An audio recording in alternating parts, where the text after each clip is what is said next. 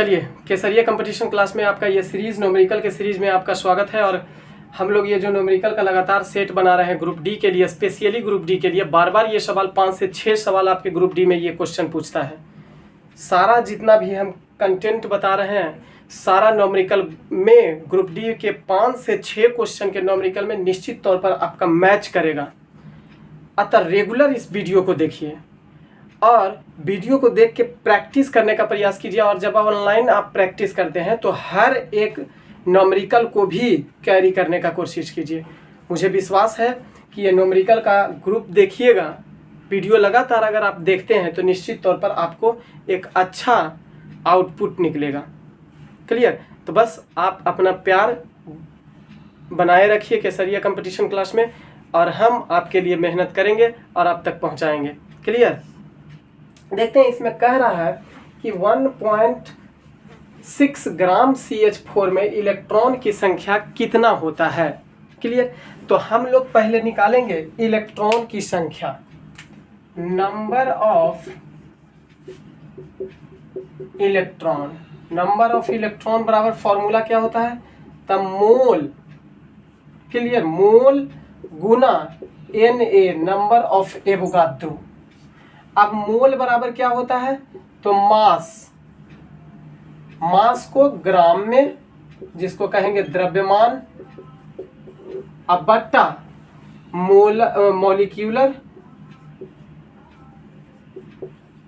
Molecular mass, यानी अनुभार, अनुभार गुने Na, number of Avogadro होता है। अब देखेंगे कि मास कितना है ग्राम में दिया हुआ, 1.6 दिया हुआ है। आपको मॉलिक्यूलर मास कितना दिया हुआ है तो निकालना है मॉलिक्यूलर। मॉलिक्यूल तो आपका ये है, अब इसका मास निकालिएगा। तो कार्बन का मास कितना होता है? 12। अब प्लस कार्बन का मॉलिक्यूलर मास जो होता है वह 12 होता है, और कार्बन का हाइड्रोजन का कितना होता है? 1 होता है, गुने 4, तब 12 4 16 निकल जाएगा। मॉलिक्यूलर मास 16 निकल जाएगा। क्लियर?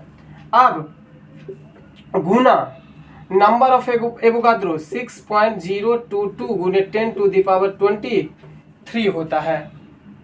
ये आपका फॉर्मूला पर हो गया नंबर ऑफ इलेक्ट्रॉन की। लेकिन आपको कह रहा है CH4 का इलेक्ट्रॉन निकालना है। तो CH4 में कितना इलेक्ट्रॉन? CH4 के इलेक्ट्रॉन निकालेंगे CH4 का तो 6 होता है, अब प्लस 4, 1 गुने 4, 1 गुने 4। हाइड्रोजन का 1 होता है, 4 गो है तो 4 कर दिए, बराबर कितना? 10। तो आपको यहाँ पे लिखिएगा CH4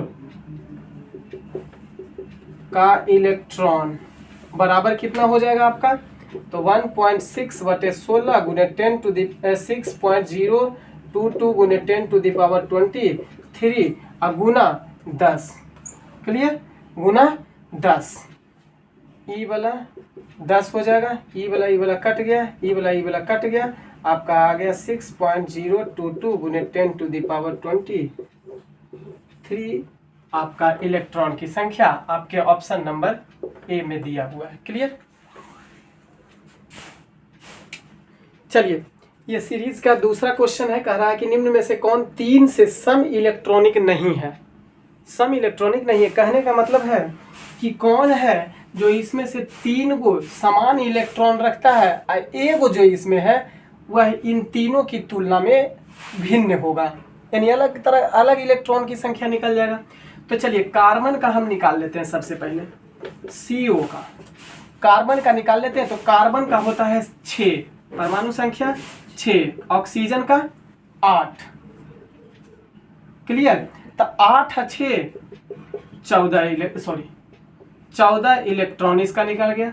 दूसरा का देखते हैं, NO पॉजिटिव में है, NO पॉजिटिव में है। तो नाइट्रोजन का होता है 7, परमाणु संख्या 7, अब प्लस 8 होता है ऑक्सीजन का।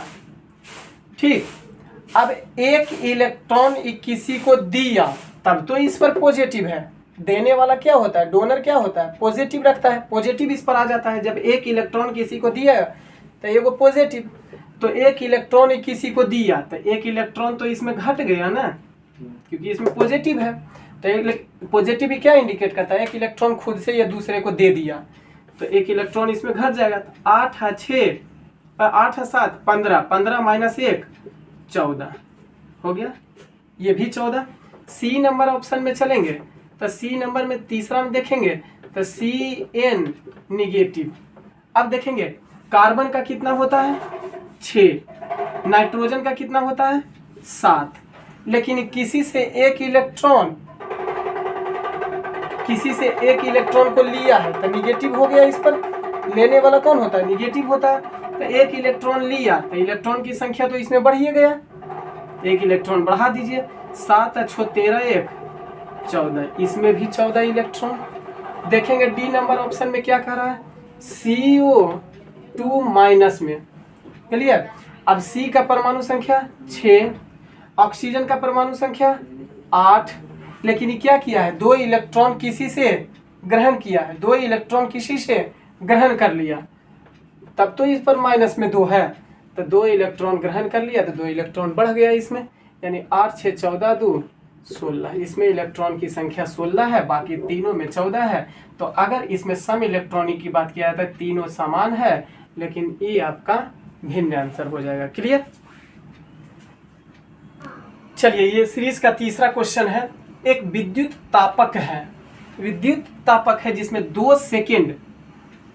2 सेकेंड यानी टाइम दिया हुआ है आपका 2 सेकेंड, 200 जूल यानी हीट यानी कि ऊष्मा आपका दिया हुआ है।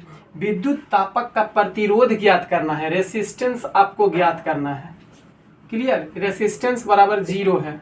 यदि विद्युत परिपथ में विद्युत धारा 2 एम्पीयर की है, विद्युत धारा 2 एम्पीयर की है, मतलब इसको हम आई कह सकते हैं।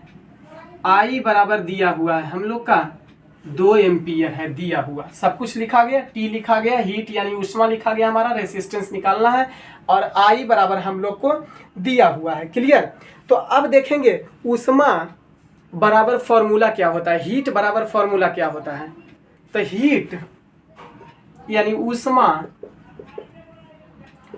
यानी हीट बराबर आपका फॉर्मूला होता है आई स्क्वायर इंटू आर टी, आई स्क्वायर आर टी होता है, आई स्क्वायर आर टी होता है। ऊष्मा आपका दिया हुआ है कितना भाई 200 जूल, आई स्क्वायर आपका दिया हुआ है 2 एम्पीयर का, तो 2 दूना 2 पर स्क्वायर बैठा दीजिएगा तो 2 दूना 4 डायरेक्ट लिख देते हैं, गुना आर आपको निकालना है रेसिस्टेंस, टी आपका दिया हुआ है 2 सेकेंड का, टी आपका 2 सेकेंड का दिया हुआ है।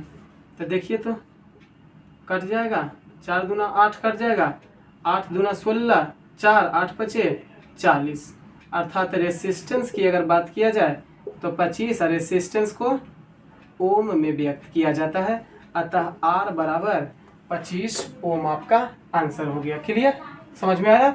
हीट यानी ऊष्मा का फॉर्मूला ही होता है आई स्क्वायर आर टी होता है, और आपका सब कुछ दिया हुआ है, टी दिया हुआ है, हीट जैसे ही जूल में दिया हुआ है तो हीट है, ऊष्मा है, और प्रतिरोध निकालना है, और आई का मान भी आपका दिया हुआ है, क्लियर।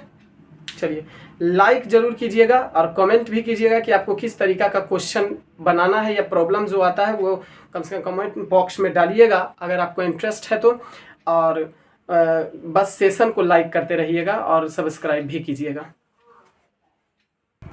चलिए चौथा सवाल है कि 50 किलोग्राम वजन वाला कोई लड़का है, यानी मास तो यहीं पर देखिए इंडिकेट कर दीजिए, मास तो आपका यहीं पर दिया हुआ है, कोई लड़का सेकेंड यानी टाइम भी आपका दिया हुआ है, इतना सेंटीमीटर की ऊंचाई की कई सीढ़ी 40 सीढ़ी, इसका मतलब डिस्प्लेसमेंट आपको दिया हुआ है, डिस्प्लेसमेंट कितना है थोड़ा सा देखेंगे, एस बराबर आपको दिया हुआ है 16 अगुने 40 सीढ़ी ऐसा चढ़ता है, और सेंटीमीटर में है 16, तो इसको क्या करेंगे मीटर में बदल देंगे, क्लियर। टाइम आपका दिया हुआ है वह दिया हुआ है 10 सेकेंड। मास आपका दिया हुआ है 50 किलोग्राम और आपसे पूछ रहा है कि उसकी क्षमता ज्ञात कीजिए, यानी पावर उसकी ज्ञात कीजिए। क्षमता का मतलब क्या होता है, उसकी पावर ज्ञात कीजिए। तो पावर का फॉर्मूला होता है POWER, पावर यानी शक्ति बराबर क्या होता है, तो कार्य करने की दर, कार्य करने की दर को ही क्षमता कहा जाता है, यानी कि शक्ति कहा जाता है। तो कार्य दिया हुआ है, कार्य आपका दिया हुआ है बल अगुने विस्थापन, बल अगुने विस्थापन बटा क्या है, समय। क्लियर। बल बराबर होता क्या है, MA मास इंटू एक्सेलरेशन। मास कितना दिया हुआ है 50, एक्सेलरेशन आपका कितना है 10 मीटर पर सेकेंड स्क्वायर, गुने MA तो हो गया, विस्थापन, विस्थापन कितना है 16 गुने 40 बट्टा 100 और टाइम आपका दिया हुआ है वह है 10 सेकेंड का। क्लियर। ये वाला ये 3 को कट गया, 16 पचे 80, 8 चौ 32, 320 वाट, क्योंकि शक्ति को किस में व्यक्त करते हैं, वाट में। अतः 320 वाट आपका आंसर हो गया, ऑप्शन नंबर सी। चलिए, इस सीरीज का ये 5वां और अंतिम क्वेश्चन है, लेकिन हम बार बार आपसे कह रहे हैं ग्रुप डी के लिए लगातार सेट प्रैक्टिस जब आप करते हैं ऑनलाइन, कहीं भी किसी माध्यम से भी आप करते हैं, तो इस बार लास्ट प्रयास आप कर लीजिए। यह लास्ट प्रयास में जो भी क्वेश्चन आपको आता है, जो भी क्वेश्चन ऑनलाइन सेट प्रैक्टिस में दिया जा रहा है, उसको सॉल्यूशन भी देखने का कोशिश कीजिए। अगर कहा जाता है कि 1.5 घंटा का अगर आप सेट मारते हैं तो 2 घंटा का निश्चित उसका सॉल्यूशन कीजिए। जो क्वेश्चन बार बार आपसे गलत होता है वो क्वेश्चन को लिखिए, लिखने से ज़्यादा याद होता है, क्योंकि एक सीट पक्का कीजिए। क्लियर। और थोड़ा सा भी इसमें जो मेहनत करेगा ना, वो निश्चित तौर पर इसमें रिजल्ट लेगा, क्योंकि लाखों की वैकेंसी है। और जो करोड़ों स्टूडेंट देख रहे हैं ना, सब घूमने वाला स्टूडेंट है। इसमें आपका 30% से फाइट है। अब 30% से भी जो अच्छा मेहनत कर लेगा उसका रिजल्ट आराम से हो सकता है। अतः नॉमरिकल को भी 5 से 6 क्वेश्चन निश्चित नॉमरिकल पूछेगा। अतः ये जो सेशन हम दे रहे हैं, इसका लगातार आप वीडियो देखिए, रोज देखिए। हो सकता है कि आपका जो भी प्रॉब्लम है ना समझ में आता है तो कमेंट्स बॉक्स में भेजिए। ठीक है। देखते हैं, समान द्रव्यमान का 2 कण है और उसकी त्रिज्या r1 है और r2 त्रिज्या दिया हुआ है। वृत्तीय पथों पर समान चाल से चक्कर लगा रहा है, यानी द्रव्यमान भी समान है और चाल भी दोनों का समान है। क्लियर। मास भी समान है, वेलोसिटी भी दोनों का समान है। उनके अभिकेंद्रीय बलों का अनुपात कितना होगा, तो देखेंगे अभिकेंद्रीय बल का अनुपात बराबर होता क्या है, सेंट्रीफ्यूगल फोर्स, सेंट्रीफ्यूगल फोर्स अभिकेंद्रीय बल, अभिकेंद्रीय बल का फॉर्मूला क्या होता है कि v² बट्टा r होता है। इतना ही तो फॉर्मूला होता है, v² बट्टा r होता है। अब थोड़ा सा देख लेंगे कि 2 गो पिंड आपको दिया हुआ है, 2 पिंड है, 2 वृत्ताकार पथ है, 2 गो पिंड है। ठीक है। यहाँ से लेके यहाँ तक ये r1 मान लीजिए त्रिज्या पहला का, और दूसरे का त्रिज्या मान लीजिए r2। क्लियर। अब जब कोई m मास का कोई पिंड है, इस m मास का पिंड जब कोई वृत्ताकार पथ पर समान चाल से, ठीक है, वेलोसिटी क्या है, दोनों का समान है, समान चाल से चल रही है, तब फोर्स कहाँ लगता है, अभिकेंद्रीय बल में। परिधि से केंद्र की ओर जो बल लगता है उसी को अभिकेंद्रीय बल कहा जाता है। परिधि से कहेंगे, अभिकेंद्रीय बल को याद रखने के लिए बार बार कभी कभी इसका परिभाषा पूछ देता है, याद रखेंगे। अभिकेंद्रीय के मतलब कहिएगा कि अभी आ रहे हैं हम केंद्र की ओर, अभी केंद्र की ओर आ रहे हैं हम, सेंटर की ओर अभी आ रहे हैं, नामे से है अभिकेंद्रीय बल, मतलब अभी आ रहे हैं हम केंद्र की ओर। तो परिधि से केंद्र की ओर जो बल लगता है उसी को अभिकेंद्रीय बल कहते हैं। और अपकेंद्रीय, अप का मतलब होता है ऊपर, तो केंद्र से परिधि की ओर ऊपर की ओर जो बल लगेगा उसको कहेंगे अपकेंद्रीय सेंट्रीपेटल फोर्स कहेंगे। क्लियर। तो यहाँ फोर्स लग रहा है परिधि से भीतर की ओर, एक सेंटर की ओर फोर्स लग रहा है जिसको हम फोर्स कहेंगे। क्लियर, इतना तो स्पष्ट है। अब हम फॉर्मूला पर बैठा देंगे, दोनों अभिकेंद्रीय बलों का अनुपात पूछ रहा है, तो v स्क्वायर, दोनों का तो v समान है, चाल समान है।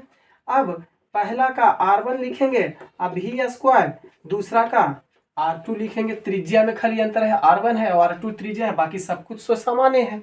अतः अब जब हम इसको काटेंगे तो ये और ये कट गया, ऊपर r2 बटा r1 आपका हो जाएगा। देखेंगे किसमें है, r1 r2 बट्टा r1, r2 बट्टा r1। क्लियर।